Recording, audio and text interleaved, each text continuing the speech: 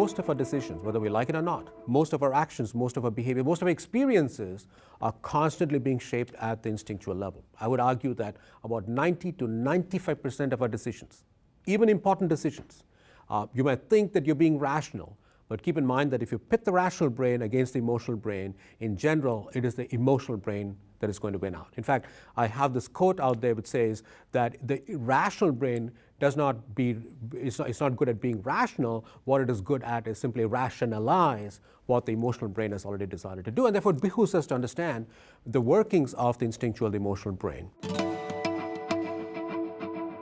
Neuromodulators like serotonin, dopamine, cortisol, etc., have a significant impact on who we are, even, for example, who we are in the morning compared to who we are in the afternoon. And that has a huge significance in terms of the nature of the decisions that we make in the morning versus in the afternoon. The answer to this question is that, in general, it is far better off scheduling your decision making in the morning, because that's when the natural levels of serotonin, the natural levels of dopamine. Serotonin is the calming chemical, dopamine is the excitatory chemical. Serotonin levels are going to be normal, because when you wake up in the morning, serotonin levels are going to be high. As a result of which, you can start taking chances, you're less risk averse. Whereas what happens as the day begins to progress is that there's a natural decline in the level of serotonin, as a result of which, when you're making decisions in the afternoon, you will tend to be more risk averse. And therefore, there'll be a tendency to gravitate towards what we call the status quo, the classic status quo bias. And the status quo bias will manifest in the form of an indecision.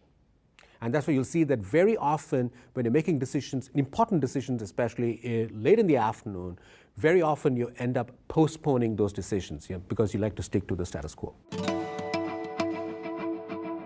Sleep is extremely critical. Why? Because there is one phase of sleep called deep sleep or slow wave sleep. And this is where our natural levels of serotonin, dopamine, etc. come back to normal. And therefore, if you don't get good quality sleep, what I mean by that is good quality deep sleep or slow wave sleep, you're likely to end up waking up in the morning with lower levels of serotonin, as a result of which you're more likely to be in a type 1 mindset, fearful, more likely to make decisions out of fear, more likely to be risk averse, etc. Previously, people thought that what fitness does is it releases endorphins in the brain, because we all feel good after a workout. Turns out it is really not endorphins. Turns out that there's actually a precursor to serotonin that is released when you are going through a fitness workout. And therefore, it's nature's way to keep our levels of serotonin and dopamine high during the day. I always advise people to have a high-protein breakfast, good quality protein. It could be a whey protein, it could be egg protein, egg white, for example. Why? Because as the day begins to progress, right, you had your breakfast like at 7 o'clock in the morning, as the day begins to progress, all these other amino acids are getting absorbed past the blood-brain barrier.